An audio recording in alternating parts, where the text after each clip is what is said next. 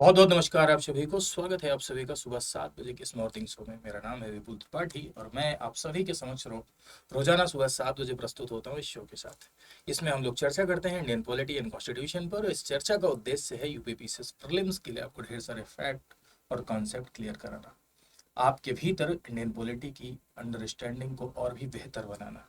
I hope आप सभी इस सेशन को एंजॉय करते होंगे। अगर आपको बेहतर लगता है तो आप अपने दोस्तों के मध्य से शेयर भी कर सकते हैं, साथ साथ कमेंट करके बता भी सकते हैं कि आपको कैसा लग रहा है। तो चलिए शुरू करते हैं आज की इस कहानी को। तो सवालों के माध्यम से हम लोग इंडियन पॉलिटी पर एक अंडरस्टैंडिंग डेवलप करने का प्रयास करते हैं। जुडिशियल रिव्यू से संबंधित पहला सवाल है, लिखा हुआ है इसका उद्देश्य संविधान की सर्वोच्चता यानी सुप्रीमेसी ऑफ द कॉन्स्टिट्यूशन को मेंटेन रखना है। दूसरा सवाल है, इसे अमेरिकी कॉन्स्टिट्यूशन से अमेरिका से लिया गया है। सेकंड स्टेटमेंट आपका कह रहा है कि it is borrowed from US. अब इसमें आपको बताना है कि कौन सा राइट स्टेटमेंट है, यानी उपर्युक्त जो दो कथन आपके लिए दिए गए हैं उसमें आपसे पूछ रहा है कि कौन सा सही कथन है, ये आपको बताना है। ठीक है।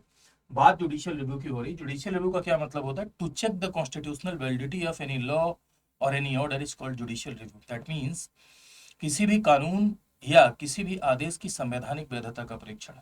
कोई भी कानून चाहे केंद्र के द्वारा बनाया गया हो चाहे राज्य के द्वारा बनाया गया हो, वो कानून संविधान के पक्ष में है या संविधान के पक्ष में नहीं है, इस बात का परीक्षण जब सुप्रीम कोर्ट करती है या हाई कोर्ट करती है तो उसे न्यायिक समीक्षा कहते हैं।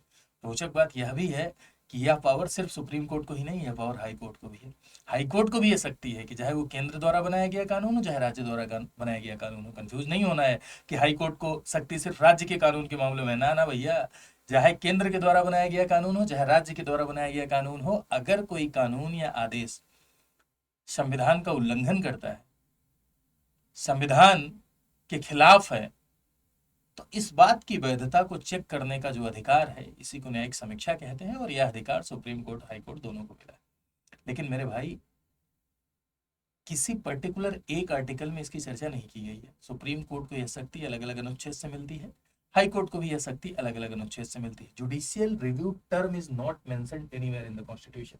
अगर आपसे कहा जाए तो जुडिशियल रिव्यू टर्म कहीं भी संविधान में मेंशन नहीं है, जुडिशियल रिव्यू शब्द कहीं मेंशन नहीं है। हाँ, जुडिशियल रिव्यू से संबंधित जो सवाल बनते हैं, जुडिशियल रिव्यू कहाँ से लिया है गया है, ये अमेरिका से प्रेरित है, यानी अमेरिका से इंस्पायर है। ठीक है। जुडिशियल रिव्यू की पावर यानी जुडिशियल रिव्यू की शक्ति, यदि आप सुप्रीम कोर्ट की बात करें तो सुप्रीम कोर्ट को ये पावर, ठीक है, अलग अलग अनुच्छेद से मिलती है। जैसे सुप्रीम कोर्ट को अनुच्छेद 13 से ये शक्ति मिलती है, अनुच्छेद 32 से ये शक्ति मिलती है, 131 से, 136 से। ठीक है। इन सारे आर्टिकल से सुप्रीम कोर्ट को ये पावर मिलती है। वहीं यदि आप बात करते हैं हाई कोर्ट की, तो हाई कोर्ट को किससे किससे ये पावर मिल रही है? तो जुडिशियल रिव्यू की जो शक्ति है यानी जुडिशियल रिव्यू की जो पावर है वो मेरे भाई हाई कोर्ट को भी अनुच्छेद 226 से मिलती है, आर्टिकल 13 इत्यादि से मिलती है। तो अलग अलग अनुच्छेद से हाई कोर्ट को भी यह शक्ति मिलती है। अगर आप जुडिशियल रिव्यू टर्म की बात करें तो जुडिशियल रिव्यू टर्म संविधान में उल्लिखित नहीं है, यानी संविधान में कहीं भी नहीं है। ठीक है, संविधान में नहीं है, यानी ये टर्म मेंशन नहीं है, बल्कि अलग अलग अनुच्छेद से सुप्रीम कोर्ट और हाई कोर्ट की शक्तियां मिलती हैं। जुडिशियल रिव्यू से, अब देखो यही पावर है। जुडिशियल रिव्यू की शक्ति एक ऐसी शक्ति है जिसकी वजह से भारत का सुप्रीम कोर्ट विश्व के सबसे ताकतवर सुप्रीम कोर्ट्स में एक है। क्योंकि जाहिर सी बात है कि संविधान के खिलाफ अगर कुछ हुआ तो सुप्रीम कोर्ट से चेक कर सकती है, और अगर संविधान के खिलाफ रहा तो सुप्रीम कोर्ट से शून्य घोषित कर सकती है। विशेष बात यह है कि कोई भी लॉ या कोई भी ऑर्डर यदि संविधान के खिलाफ है तो सुप्रीम कोर्ट उसे शून्य घोषित कर सकती है। इसीलिए भारत का सुप्रीम कोर्ट विश्व के सबसे ताकतवर सुप्रीम कोर्ट्स में एक है। इससे हो क्या रहा है? तो जुडिशियल रिव्यू की पावर से संविधान की सर्वोच्चता मेंटेन हो रही है। इस पावर से भारत में कानून का राज स्थापित हो रहा है ना। संविधान सर्वोच्च है क्योंकि ना कोई व्यक्ति, ना कोई संस्था, ना कोई पद, ना आलिया भट्ट, ना सलमान खान, ना नरेंद्र मोदी, कोई संविधान से ऊपर नहीं है। अगर कोई भी संविधान का उल्लंघन किया, कोई भी कानून भी संविधान का उल्लंघन किया, कोई संस्था संविधान का उल्लंघन की, तो सुप्रीम कोर्ट इस बात को प्रोटेक्ट करता है। तो जुडिशियल रिव्यू की पावर से कानून का राज स्थापित होता है। इस पावर से संविधान की सर्वोच्चता स्थापित होती है, सुप्रीमेसी ऑफ द कॉन्स्टिट्यूशन। इस पावर से सरकार के मनमानीपन की संभावनाओं में कमी आती है। ठीक है, तो ये इसकी उपयोगिता है जुडिशियल रिव्यू की। खैर, तो इसका उद्देश्य संविधान की सर्वोच्चता को बनाए रखना है, बिल्कुल सही लिखा हुआ है। इसे अमेरिका से लिया गया है, बिल्कुल सही लिखा हुआ है। तो दो को दोनों स्टेटमेंट आपका क्या हो जाएगा? सही हो जाएगा। ठीक है, सवाल और है उस पर भी डिस्कस करते हैं। लिखा हुआ which of the following statement are correct? 42वें संविधान संशोधन द्वारा प्रस्तावना में समाजवादी और धर्मनिरपेक्ष शब्द जोड़े गए। ठीक है, प्रस्तावना को संविधान का अभिन्न अंग माना गया, यानी प्रस्तावना को संविधान का इंटीग्रल पार्ट माना गया। ठीक है, अब इन दोनों इन दोनों स्टेटमेंट का आंसर करने के लिए हमें एक बात समझनी होगी कि प्रस्तावना संविधान का भाग है या नहीं है, या प्रस्तावना में संशोधन हो सकता है या नहीं हो सकता है। इन दोनों बातों को अगर आप समझ जाएंगे तो आराम से सवाल का जवाब भी दे लेंगे और कुछ कॉन्सेप्ट आपके क्लियर हो जाएंगे। ठीक है, तो सबसे पहली बात कि प्रस्तावना संविधान का भाग है या नहीं, तो ये प्रस्तावना संविधान का भाग है या नहीं, ठीक है, ये संविधान की व्याख्या से संबंधित प्रश्न था और ये प्रश्न सुप्रीम कोर्ट पहुंचा।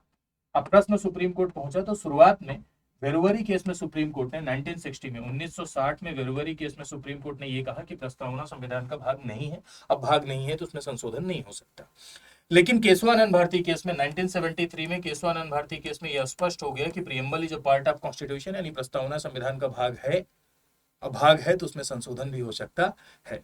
ठीक है, बाद में एलआईसी इंडिया केस में भी सुप्रीम कोर्ट ने कहा कि प्रस्तावना संविधान का अभिन्न अंग है। आज की सिचुएशन यदि आप देखें तो प्रस्तावना क्या संविधान का भाग है, तो आज यदि आपसे पूछा जाए कि जी हाँ प्रस्तावना संविधान का भाग है, हाँ है। कौन से केस में क्लियर हुआ?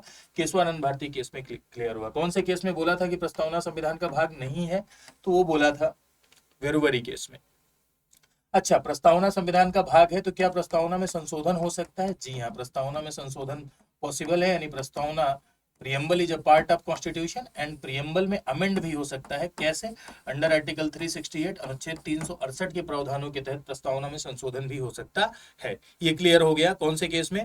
केशवानंद भारती केस में क्लियर हो गया। तो क्या कभी प्रियम्बल में संशोधन हुआ है? क्या कोई एग्जाम्पल है अमेंडमेंट का? क्या अमेंडमेंट का कोई एग्जाम्पल है कि इसमें संशोधन हुआ है? जी हाँ, प्रियम्बल में संशोधन हुआ है जिसका नाम है 42nd कॉन्स्टिट्यूशनल अमेंडमेंट एक्ट 1976, यानी 42वां संविधान संशोधन अधिनियम 1976, और इसके द्वारा प्रस्तावना में 3 शब्द जोड़े गए, SSI यानी सोशलिस्ट सेकुलर इंटीग्रिटी, समाजवादी पंथ निरपेक्ष और अखंडता। समाजवादी पंथ निरपेक्ष और अखंडता शब्द पहले प्रस्तावना में नहीं थे, इसे बाद में जोड़ा गया। कौन से संशोधन के द्वारा जोड़ा गया?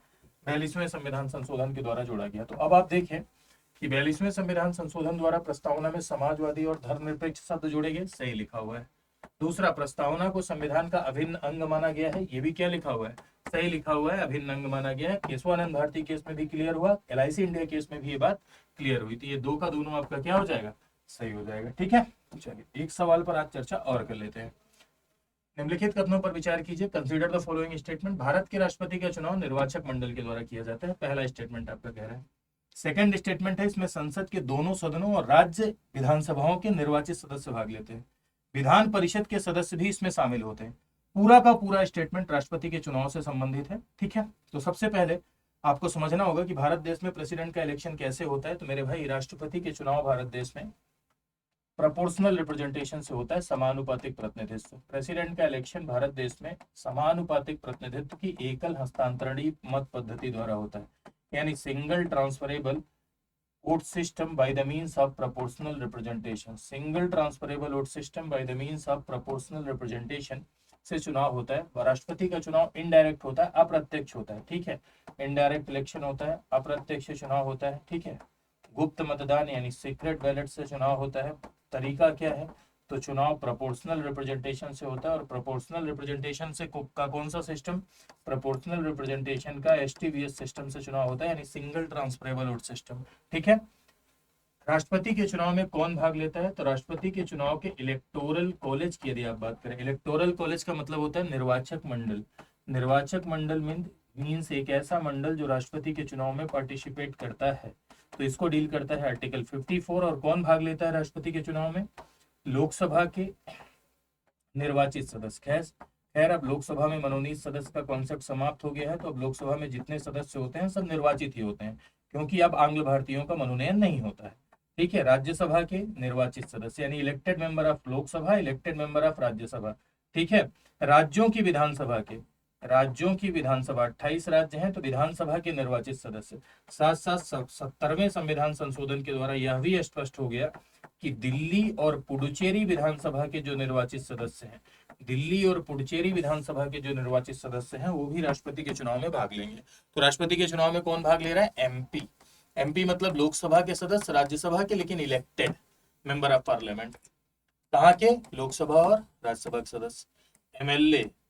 एमएलए वो भी कौन? इलेक्टेड 28 स्टेट्स के। और कौन भाग ले रहा है? एमएलए इलेक्टेड कहाँ के? दिल्ली और पुडुचेरी के एमएलए भाग ले रहे हैं। तो ये क्या है? ये इलेक्टोरल कॉलेज है जो प्रेसिडेंट के इलेक्शन में पार्टिसिपेट करता है। ध्यान रखना है, नॉमिनेटेड मेंबर राष्ट्रपति के चुनाव में भाग नहीं लेते हैं, यानी मनोनीत सदस्य राष्ट्रपति के चुनाव में भाग नहीं लेते हैं। फर्स्ट। दूसरा, राज्यों का जो अपर हाउस है, जिसे आप लेजिस्लेटिव काउंसिल कहते हैं, जिसे आप विधान परिषद कहते हैं, विधान परिषद के भी सदस्य राष्ट्रपति के चुनाव में पार्टिसिपेट नहीं करते हैं। ठीक है, तो पहला स्टेटमेंट जो आपका लिखा है, भारत के राष्ट्रपति का चुनाव निर्वाचक मंडल के द्वारा किया जाता है, बिल्कुल सही है। दूसरा, इसमें संसद के दोनों सदनों और राज्य विधानसभा के निर्वाचित सदस्य शामिल होते हैं।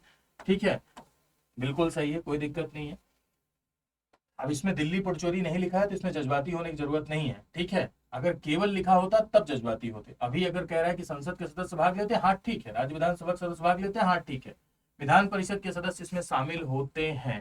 भैया ये गलत हो जाएगा, विधान परिषद के सदस्य इसमें शामिल नहीं होते हैं। फर्स्ट एंड सेकेंड आपका क्या हो जाएगा? राइट आंसर हो जाएगा। ठीक है, समझ गए? कोई दिक्कत, कोई समस्या, कोई परेशानी?